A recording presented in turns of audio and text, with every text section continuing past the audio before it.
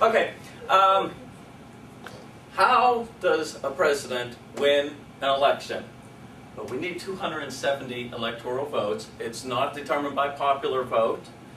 It's determined instead by you win the state, then you get the votes that correspond with the state. And for instance, what if you just won all of the big states?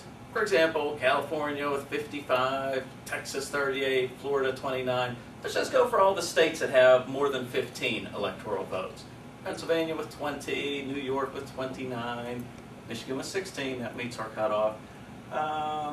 North Carolina 15, Illinois 20, we're getting close. I know I'm forgetting one of the big ones. There it is, Georgia with 16. We're getting close, but we're not quite there, so we'll have to go down and pick up New Jersey with 14, Ohio with 18, that's the one. And there's the magic number, 270 electoral votes. You're the President of the United States. But that's probably a bit unrealistic. What if you got all the eastern states? If we start with Maine with 4, New Hampshire with 4, there's the big New York with 29.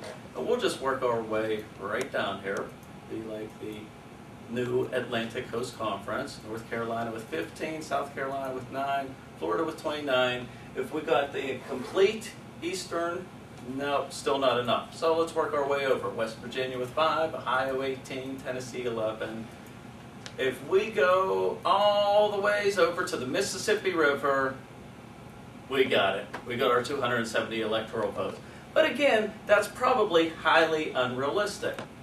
What have some of the more recent presidential elections look like? Well, there's 2008, and you can see the blue represents Barack Obama, and the red indicates John McCain. Obama was our president with 365. Again, it's strength in the East. Got the big state of California. All these little tiny states went to McCain, but he didn't win. One of our more, and there's 2004, pretty much the same thing. However, more of these big states, like Texas and Florida, therefore the red guy, who was George Bush, won. Going back to one that's a little more controversial, 2000, it all came down to one state, right down there, Florida. And when that turned red and went to Bush, then he won the election. One of my favorite ones from the past to go back to is 1984. Look at how much red there is. Ronald Reagan was the red guy, or the Republican that year, running against Walter Mondale, who, you might guess, is from this state, Minnesota. That's the only one he won. He also got the District of Columbia in there, but that's it. 525 for the red guy, Ronald Reagan. Now this is the United States that we're used to seeing. However, going back to some ones from the past, these are really small, but let's go back to 1860. Now look at that map. Now this shows you red is for Lincoln and the blue is for Buchanan. Now you can see these states didn't even have electoral rights back then. Also, we can go back to another one from the past. I'll go to our very first election, 1789. George Washington versus John Adams. All the green is George Washington. You'll notice some of these are grayed out.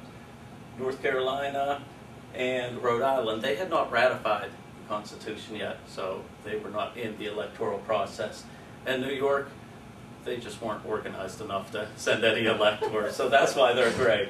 But everybody else, they all cast their first ballot, because that's what it used to be done, their first ballot for George Washington, their second ballot for Adams, who became vice president. That's not the way it's done anymore. It's done strictly by a party system.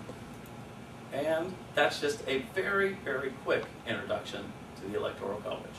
Thank you.